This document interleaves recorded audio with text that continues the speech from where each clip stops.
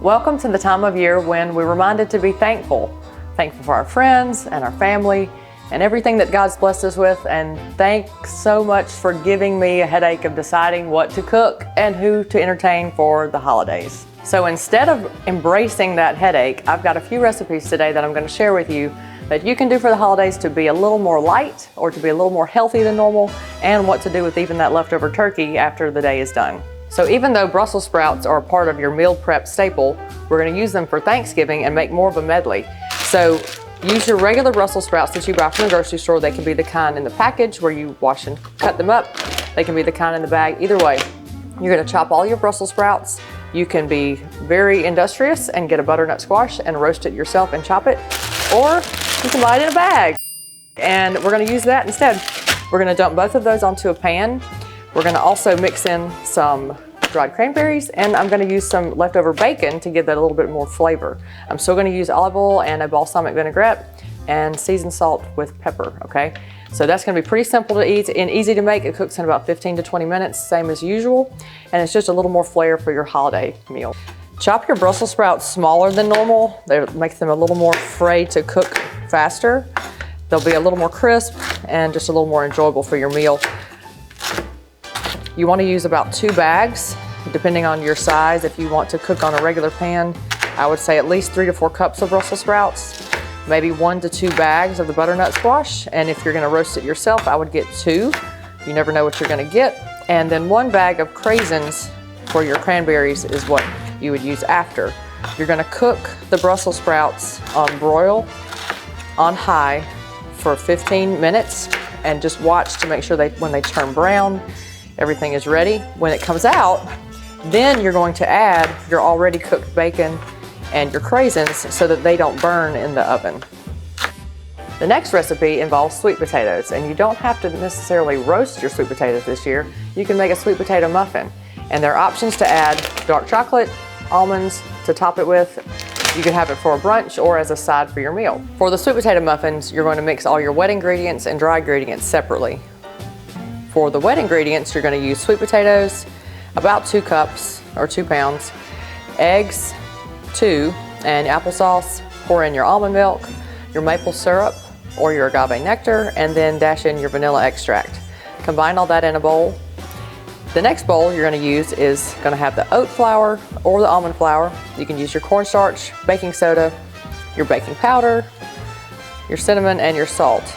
Add in ginger if you'd like, and then whisk that with a fork.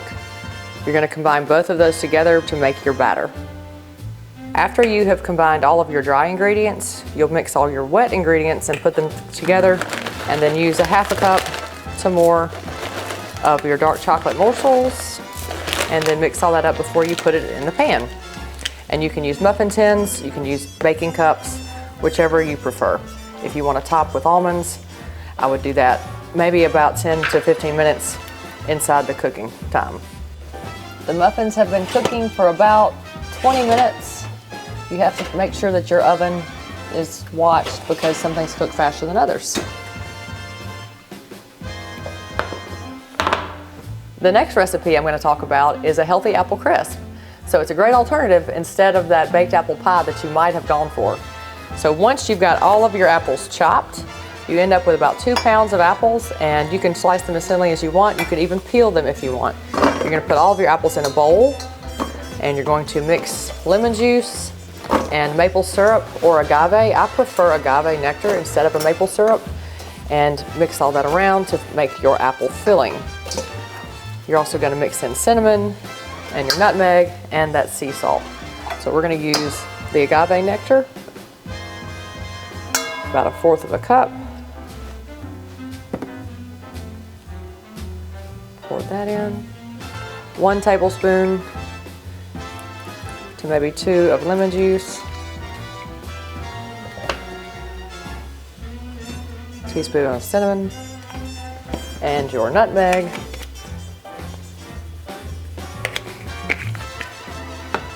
A little bit of ginger. Sea salt.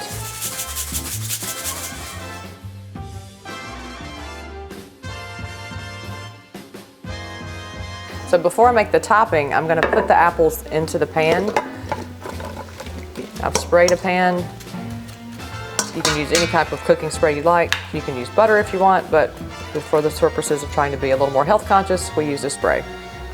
Then I'm going to create the dry topping.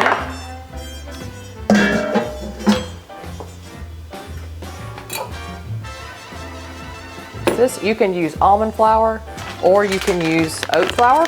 Today I'm going to use almond flour for this. Half a cup of almond flour, brown sugar or coconut sugar, same thing. We're going to use the coconut sugar to be a little more health conscious. It calls for 1/3 of a cup, so I'll use 1/4 with a little bit more. Again, back with the cinnamon. And then you're going to use 1 cup of rolled oats. That means old-fashioned oats. And then coconut oil instead of butter. And then you'll mix that around. It's going to be flaky. It's going to be broken up.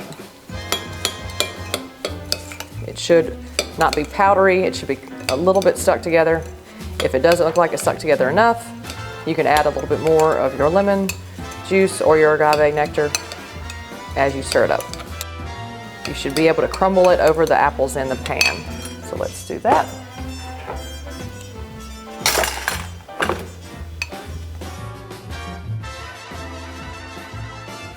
You want to try to spread it evenly to distribute the topping all over the apples.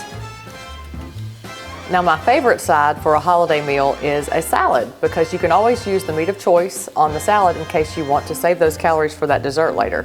So this is a very simple salad that you can use spinach. I've already got some started in the bowl, and I like to use a spring mix, and literally this is so simple. Spring mix, romaine, whichever you prefer, your favorite choice. I'm going to use either a red onion or a yellow onion. Today is red. Little slices, arrange them in your salad, and you can use a pear or apples. I would suggest Granny Smith apples or a Bosc pear, and today we're going to use a red pear. Your choice on how thin you want to slice the pear up, but also bigger pieces so that everyone gets a piece when they serve themselves, and arrange that in your salad also. 2 choices of cheese which are great to use are feta or goat. Today we're going to use goat. And also you can use almonds or walnuts, and today I'm going to show you how we make our own walnuts. Apparently Hogan is a fan of the salad also. Our walnuts we use in a toaster oven pretty quick so they don't burn. I soaked them in balsamic vinegar and then sprinkled a little bit of our coconut sugar and toast for about 5 minutes, not much longer. Let them cool before you burn yourself putting them in your salad. But those are a nice topping. If you want to add any sea salt or pepper, you can, but that makes for a very nice fall salad. But don't forget, with your salad, you also need a dressing. So in case you don't want to go pick one up, you can make your own. And that's a very simple thing to do. Use a measuring cup. You want to use equal parts oil and a vinegar. We're going to use a white wine vinegar. You can also use a balsamic if you prefer that. And I like to use lemon juice. This is pretty much a staple that I make to keep on hand for any type of dressing. You can mix up just as much as you need and store it in the refrigerator in a closed container. You want to use a whisk and whisk it up right before you serve it, or put it in the container to serve. And pretty simple. If you want it to have a touch of sweetness, we go back to that agave nectar. You can add a touch of that, or if you want to add stevia or Splenda, you can use that too. I like to use black pepper and red pepper,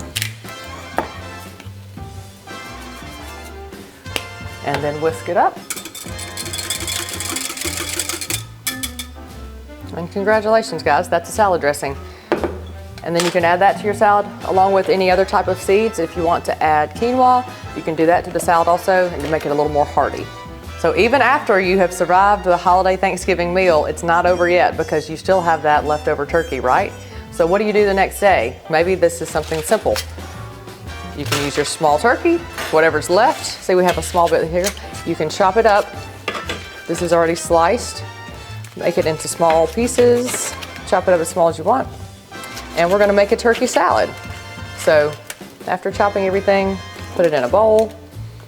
I like to use hummus as my filler. So I'm just gonna make a small portion and let you see how you can do this. You can do this in a large batch, or you can make it your own just for a small meal or a snack, or even a salad. Mix your turkey and your hummus. You can chop up green onion, adding that. And then I like to put in almonds just for a crunch. So that's up to you whether or not you want to put that in a wrap or in a sandwich or eat it plain. So all of these recipes are super simple and they are very healthy for the holiday season. I hope that you pick one of them to try and let me know how it goes. Happy Thanksgiving, guys.